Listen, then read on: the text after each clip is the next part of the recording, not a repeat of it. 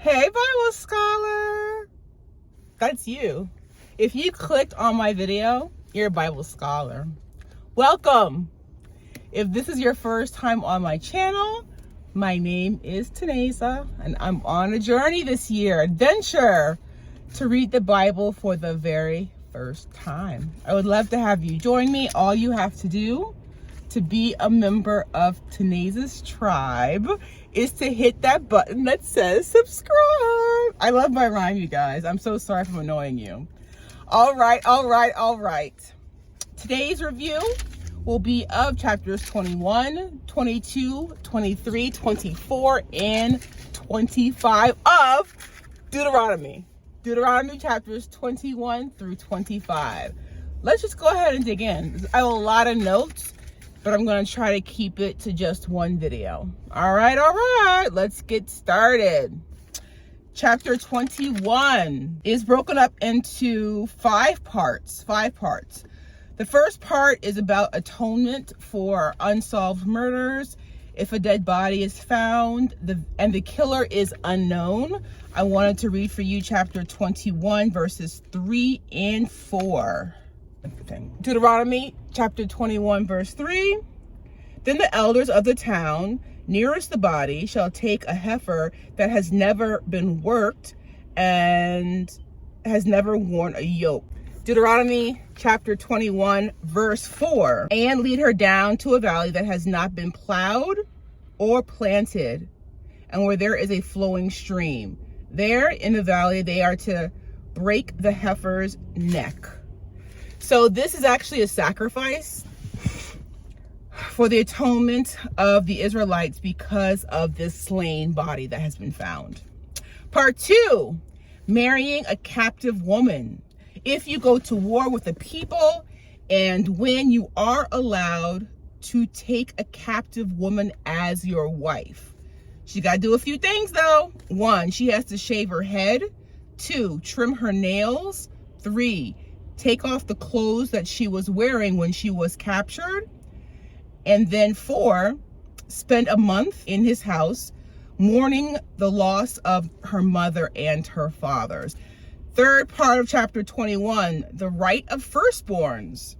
Even if a man has 2 wives and they both bear him sons, and he loves the mother of the second son, he must still leave in his will a double share to his eldest son, the child of the wife he does not love. Number 4, about a rebellious son. If you have a stubborn and rebellious son who will not obey their parents, they are to take him to the elders. I wanted to read for you verses 20 and 21. Verse 20, they shall say to the elders, this son of ours is stubborn and rebellious. He will not obey us, is a profligate and a drunkard. Verse 21, then all of them in this town shall stone him to death. You must purge the evil from among you. All Israel will hear of it and be afraid. So making an example of bad behavior. And the 5th part of chapter 21 is various laws. If someone is put to death by hanging, they must be buried the same day, not left overnight. All right. Chapter 22. In this chapter of Deuteronomy, rules are given. 1, if you find another Israelite's livestock straying, don't ignore, return it. Also, someone's cloak. Basically, any possession that you see of a fellow Israelite, you are to do not ignore, but to return it. 2, women cannot wear men's clothes, vice versa. Men cannot wear women's clothing. 3, if you see a bird's nest, you are allowed to take the young, but you must leave the mother bird there. 4, you are to make a parapet around your roof when building your new house so that there are no fatalities. Number 5, you only plant one kind of seed in your vineyard. I wanted to read for you Deuteronomy chapter 22, verses 10, 11, and 12. Verse 10, do not plow with an ox and a donkey yoked together. These are more rules. Verse 11, do not wear clothes of wool and linen woven together.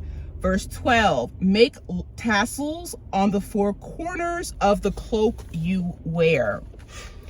Another rule, if a man sleeps with his new bride and questions her virginity, and what I thought would be a sign of virginity would be the hymen being broken, so there will be bleeding. So if a man sleeps with his new bride and questions her virginity, 1, her parents take proof of her virginity to the elders, and the man now owes her father 100 shekels of silver because he was able to prove his daughter's virginity. Second case scenario, her parents do not have proof of her virginity. I wanted to read verse 21 of chapter 22. And she shall be brought to the door of her father's house, and there the men of the town shall stone her to death. She has done a disgraceful thing to Israel by being promised while still in her father's house. You must purge the evil from among you. And that's repeated over and over again in these chapters, purging the evil. If a man has an affair with another man's wife, both the man and that wife, both parties are killed. If a man sleeps with a virgin pledged to be married, both of them are to be put to death. If a man rapes a woman who is pledged to be married, he is to be killed. What happens to the woman that he raped? I wanted to read verse 26, the first part of it. Nothing to the girl. She has committed no sin deserving death. If a man rapes a virgin that is not pledged to be married, I want to read for you guys verses 29 and 30. Verse 29, he shall pay the girl's father 50 shekels of silver. He must marry the girl, for he has violated her. He can never divorce her as long as he lives. Verse 30, a man is not to marry his father's wife. He must not dishonor his father's bed.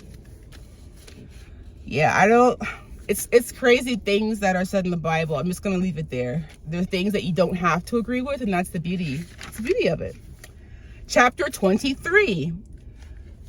Part 1 is the reasons people are to be excluded from entering the assembly of the Lord. The second part of chapter 23, uncleanness in camps. I wanted to read for you verse 9. Verse 9, when you are encamped against your enemies, keep away from everything impure. That includes washing outside of the camp and also relieving yourself outside of the camp. Part 3 of chapter 23 are miscellaneous laws. I wanted to read for you verse 15. If a slave has taken refuge with you, do not hand him over to his master. You do not charge fellow Israelites interest. No Israelite can become a prostitute.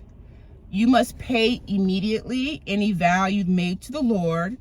You may eat your neighbor's crops, but don't save any. It says don't put it in a basket. Chapter 24. If a married woman gets married and divorced, she remarries, they divorce, or he dies, she is not allowed to remarry her first husband. A man cannot use the word drafted. A man cannot be drafted to the war for 1 full year after being married. He is to enjoy his wife. I think it says bring her happiness. A kidnapper who is caught must die. A kidnapper who is a fellow Israelite is caught must die. They also follow instructions of Levitical priests when it comes to skin infections. When you make a loan, don't go looking for it. Allow your neighbor to bring your payment to your house. You must pay hired workers daily before sunset.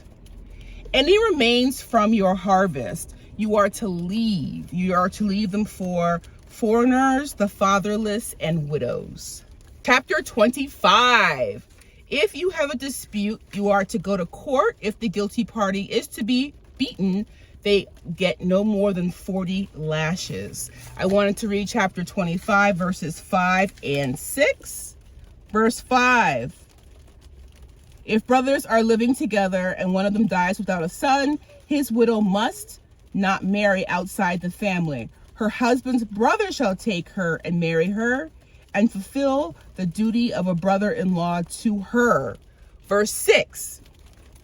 The first son she bears shall carry on the name of the dead brother, so that his name will not be blotted out from Israel.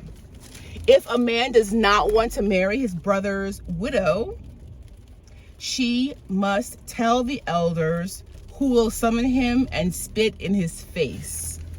I wanted to read for you verse 11 of chapter 25. If two men are fighting and the wife of one of them comes to rescue her husband from his assailant, and she reaches out and seizes him by his private parts, you shall cut off her hand. Show her no pity. Verse 15, you must have accurate and honest weights and measures so that you may live long in the land the Lord your God is giving you. So the honesty. And then chapter 25 ends with verse 19. When the Lord your God gives you rest from all of the enemies around you in the land he has given you to possess as an inheritance, you shall blot out the memory of Amalek from under heaven. Do not forget. That concludes chapter 25. As always, any questions, comments, concerns, or revelations, drop them in the comments below. I love hearing from my tribe, my Bible scholars.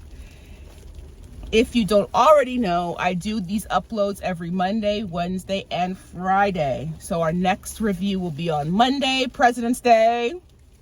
Hope you have a wonderful weekend. And in that review, we will be going over Deuteronomy chapters 26, 27, 28, 29, and 30.